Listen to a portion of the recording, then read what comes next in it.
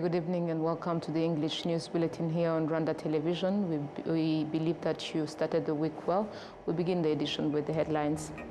Survivors say that the actions of former authorities and the Interahamwe militia on the night of April 6 to 7, 1994 clearly demonstrated that the 1994 genocide against the Tutsi was premeditated.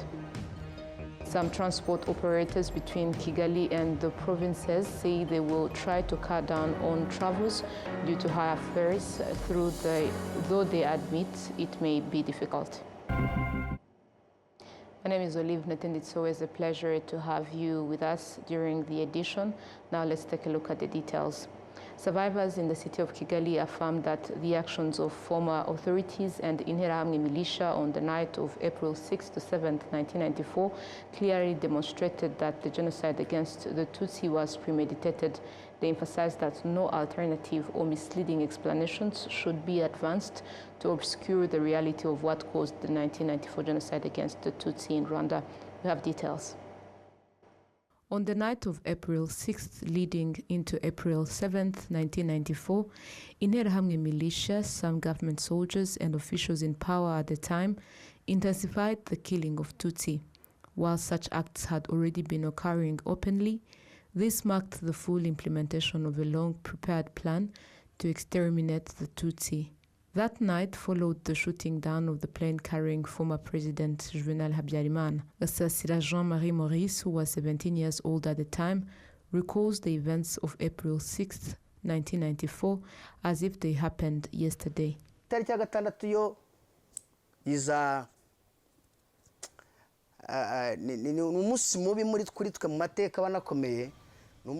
April 6th is a painful day in our history. It is a day that brings back sadness and sorrow. I remember that night clearly. I saw my father afraid. We were at home and all night we could hear gunshots until midnight and even past 1 a.m. No one was able to sleep. My mother had given birth just 2 weeks earlier, but on the night of April 6th leading to April 7th, everything changed. The gunshots could be heard all around the city. It was intense and terrifying. My father kept looking out the window, and I remember him speaking with my mother, saying, "This time they are going to kill us. What is happening now?" Around midnight, they learned about the shooting down of Habyarimana's plane. That whole night we lived in fear. On the morning of the 7th of April, the violence began openly. Our neighbors, the family of Ngunda, were killed. That is when the killing started in the open, using the plane crash as a pretext to target and kill Tutsi.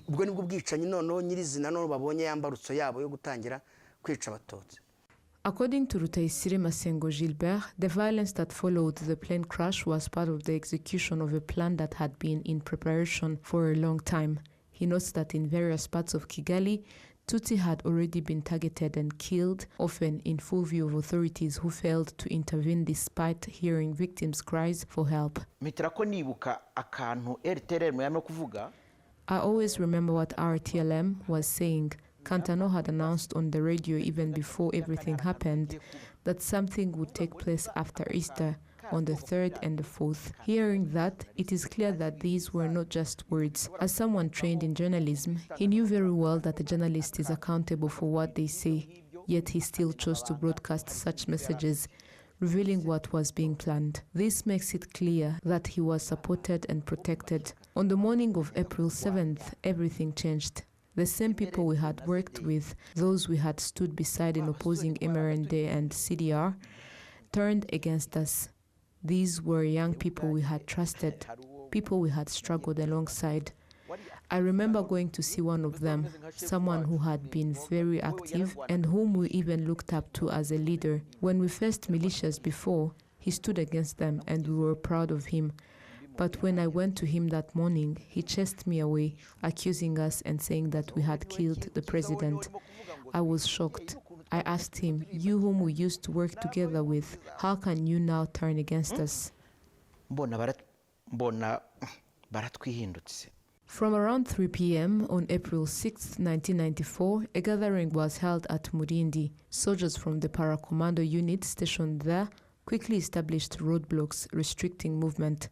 Similar checkpoints were soon set up across Kigali. Louis Laurent, a student at the University of Paris conducting doctoral research on the 1994 genocide against the Tutsi, explains that the killing of certain ministers and political figures opposed to Habyarimana's government on the night of the plane crash further illustrates the existence of a premeditated plan.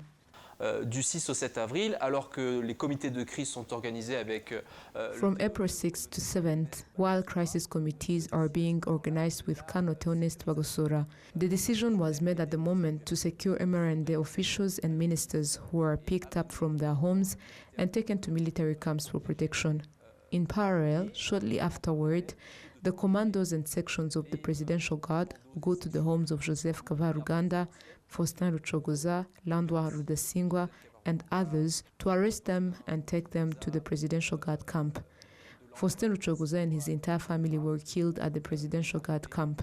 What is important to know is that on the night of April 6th to 7th, the information and the decision to eliminate political opponents were made very quickly and sent to those in charge, notably Protais Miranya, who was the commander of the Presidential Guard and the person who organized the deployment of Presidential Guard units to eliminate the opponents. What we must also know is that the genocide against the Tutsi had been planned long before, because some historians, including Jean-Pierre Chrétien, journalists such as François Dupaquier, and human rights activists had already informed the international community about it in the 90s. In just 100 days, more than 1 million Tutsi were killed across Rwanda. From April 7th, 1994 to April 7th, 2026, it marks 32 years since the genocide against the Tutsi was carried out. Each year on April 7th, Rwanda begins a national mourning and 100 days of commemoration. April 7th was designated by the United Nations as the International Day of Reflection on the Genocide against the Tutsi. Moving ahead, the Rwanda Investigation Bureau has urged all Rwandans to remain vigilant and avoid any actions related to genocide ideology. This appeal comes as activities begin this Tuesday to mark the 32nd commemoration of the genocide against the Tutsi. Some citizens say they understand the gravity of the 1994 the history of the 1994 genocide against the Tutsi that the country went through, and therefore must prevent anything that could disrupt national unity. They added that efforts to fight genocide ideology must be strengthened and that they should stand in solidarity with genocide survivors. A spokesperson of the Rwanda Investigation Bureau, Dr. Thierry Murangira, explained that during the commemoration period, crimes related to genocide ideology are often observed. He called on all Rwandans to be more cautious and actively fight against such acts. Dr. Murangira also urged individuals who have completed sentences for genocide-related crimes to reintegrate into the Rwandan society and avoid reoffending. The Rwanda Investigation Bureau reported that during the 100-day commemoration period in 2025, marking the 31st commemoration, it received 207 cases related to genocide ideology, and up from 191 cases reported in 2024. The institution called on Rwandans to be even more vigilant in preventing such crimes. Moving ahead, the media has been urged to serve as a channel for building Rwandans and healing wounds as Rwanda prepares for the 32nd commemoration of the 1994 genocide against the Tutsi. Enra Gladys has details on this story. Some journalists say they have a major role in helping Rwandans remember in a constructive way by sharing informative content and the truth about the history of the 1994 genocide against the Tutsi. Journalism should find a way to inform people about what happened in an accurate and truthful manner. It also has a role in supporting the government in the healing process of the population. Furthermore, journalism plays an important part in educating young people about history, particularly about how devastating genocide is and the dangers of genocidal ideology in any form. Since we are in a region where such ideologies are still present, these teachings should extend beyond Rwanda to a broader regional level. This is an important time for journalists to work together with the government and other stakeholders to help eradicate harmful ideologies. The Executive Secretary of the Rwanda Media Commission calls on journalists to prepare well-researched and relevant topics for discussion. He also urges the public to be vigilant about individuals who present themselves as journalists without proper credentials. Journalists should be factual, conduct thorough research, and prepare well. They should not be careless, but instead know how to identify and use credible sources so they can provide Rwandans with accurate and newsworthy information. They also have a role in addressing and challenging harmful ideologies, including those held by individuals abroad who may still promote such mindsets. Journalists should create content that benefits Rwandans in their journey toward development, while also preserving history so that young people can learn from it. This is important not only for the youth, but for Rwandans in general. In addition, people should be cautious when interacting with journalists. If a journalist approaches you for an interview, it is important to ask for their press card. This helps ensure accountability, since journalists are responsible for the information they share and may face consequences if they spread false and misleading information, so our society should be cautious. The spokesperson of the Rwanda Investigation Bureau, Dr. RwandaTV, points out that discussions about the 1994 genocide against the Tutsi help educate many Rwandans. However, he advises journalists to avoid mistakes that could occur while covering such sensitive topics. In the past, many journalists feared addressing the topic of fighting genocide ideology and were reluctant to discuss it openly. However, they should be bold and speak about it responsibly. Journalists have a duty to educate citizens about the dangers of such ideology and to guide them on how to behave in ways that prevent them from falling into harmful influences. This is an issue that concerns everyone. Therefore, as a journalist, it is important to carefully choose your topic, seek professional advice on what to focus on, and teach people how they can protect themselves from being misled. Although it is a sensitive subject that must be handled with great care, it should not be avoided out of fear. Education is one of the key pillars of journalism, and society needs the support of journalists in this area. Analysis and reporting must always be done responsibly, ensuring that content does not deny, distort, or contribute to committing crimes. During this period, the media is expected to act as a platform for unity and healing among Rwandans, unlike its role during the 1994 genocide against the Tutsi, when it spread hatred and division. Now, as Rwanda prepares to mark the 32nd commemoration of the genocide against the Tutsi, youth born after the genocide say they are committed to fighting its ideology. The governor of the southern province calls on young people to continue correcting those who distort history, both on social media and elsewhere. Every year on 7th of April, Rwandans and Friends of Rwanda come together to begin the 100 days of remembrance of more than 1 million Tutsi who were killed during the 1994 genocide. Although there are various testimonies and evidence confirming that the genocide took place, there are still individuals on social media and in some communities who deny and distort this history. Youth born after the genocide say they have followed in the footsteps of the Inkotanyi who stopped it, and that they are committed to contributing the prevention and fight against genocide ideology through various actions. The governor of the southern province, Kayitesi Alice, urges young people to take part in all commemoration activities and to continue correcting those who distort history.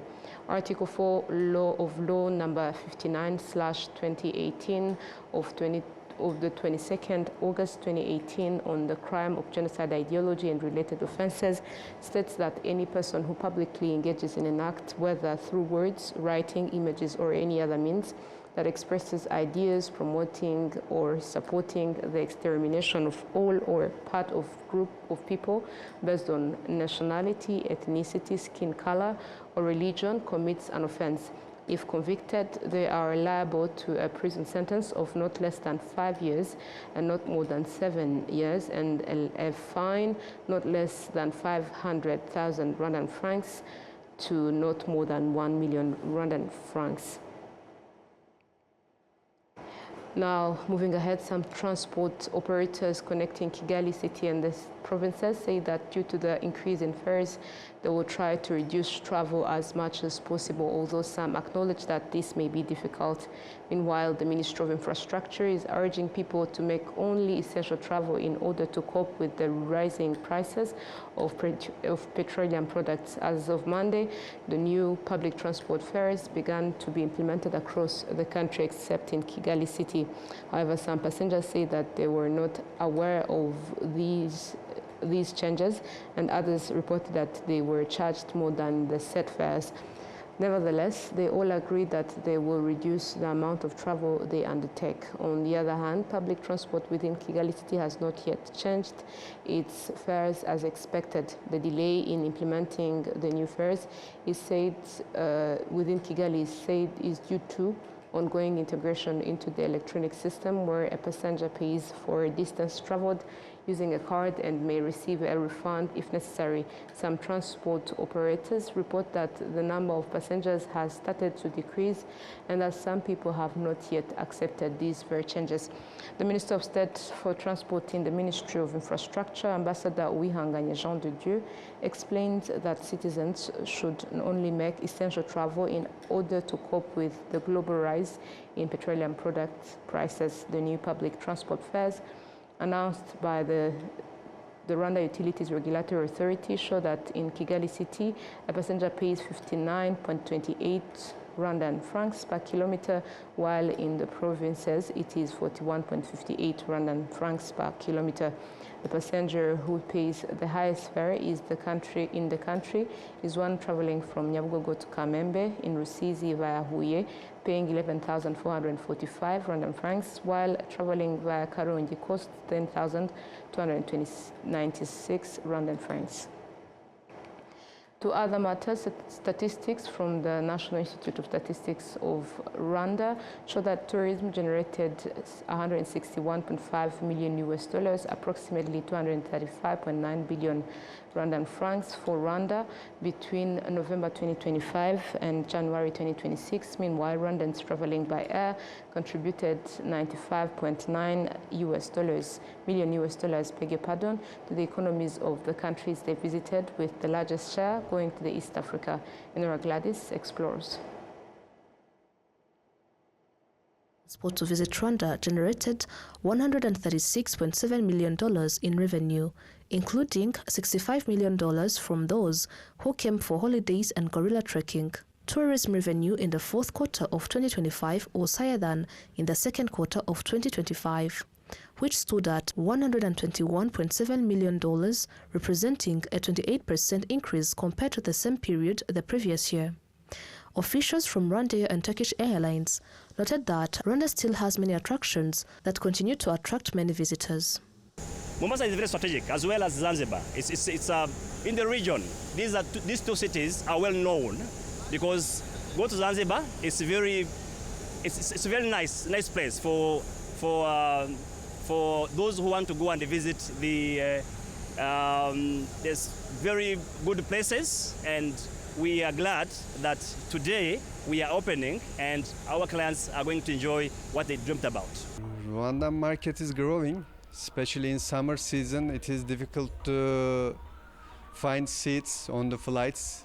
It is every year it is growing, and mostly in summer season you are having too many conferences in the country.